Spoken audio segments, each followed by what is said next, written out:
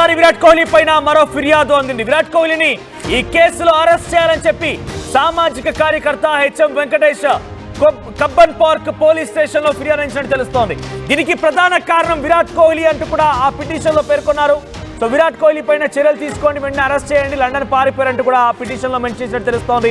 దానికి ప్రతిగా అటు పోలీసుల నుంచి మీ కంప్లైంట్ మాకు అందింది, మీ కంప్లైంట్ ని న్యాయ సలహా కోసం పంపిస్తున్నాం, విరాట్ కోహ్లీ ఇందులో మెన్షన్ చేయాలా లేదా అనే విషయం పైన మేము న్యాయ సలహా తీసుకున్న తర్వాత ఫిర్యాదు మేము సేకరిస్తాం, కేసు నమోదు చేస్తామని చెప్తున్నారు.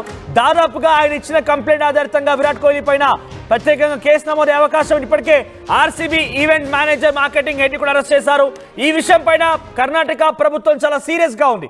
చిన్నస్వామి స్టేడియంకి 30,000 కెపాసిటీకి ఉన్నటువంటి ఆ స్టేడియంలో 3 లక్షల మంది జనాభా ఎలా వస్తారనుకున్నారు మీరు? అసలు మీకు పర్మిషన్ లేని ఈ ఈవెంట్ని ఎలా మీరు కంటిన్యూ చేస్తారు? మేము కేవలం విధాన్ సౌదాలో మీకు సన్మానం చేయాలనుకున్నాం, అది మా ప్రభుత్వ పరంగా ప్రతిగా స్పోర్ట్స్ని ఎంకరేజ్ చేస్తున్నాం కాబట్టి అలా చేయాలనుకున్నాం. కానీ మీరు చిన్నస్వామి స్టేడియంకి ఈ ప్రోగ్రామ్ని అసైన్ చేయడం సరే, ఎంతో కొంతగా మిమ్మల్ని ఎంకరేజ్ చేయాలి కాబట్టి పోలీసులను సమకూర్చాం, ఓకే. కానీ మీ ట్వీట్ కారణంగా, మీరు చేసినటువంటి పబ్లిసిటీ కారణంగా, మీ ప్రమోషన్ కారణంగా, ఫ్రీ పాసెస్ అని మీరు చెప్పడం కారణంగా క్రికెట్ అభిమానులు అక్కడికి పెద్ద సంఖ్యలో చేరుకున్నారు. గేట్ నెంబర్ 7 దగ్గర పెద్ద ఎత్తున ఒక తొక్కిసలాట జరిగింది. 14 మంది ప్రాణాలు కోల్పోయారు. అంతా కూడా 25 ఏళ్లలోపు యువకులు మాత్రమే.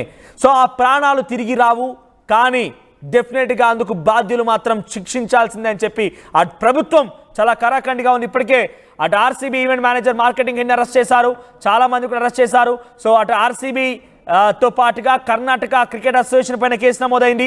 డిఎన్ఏ ఏదైతే డిఎన్ఏ ఉందో ఆ డిఎన్ఏ ఈవెంట్ మేనేజర్స్ పైన కూడా కేసులు నమోదయ్యాయి. సుమారుగా ఇప్పటికే 5 అదుపులోకి తీసుకున్నట్టు తెలుస్తోంది.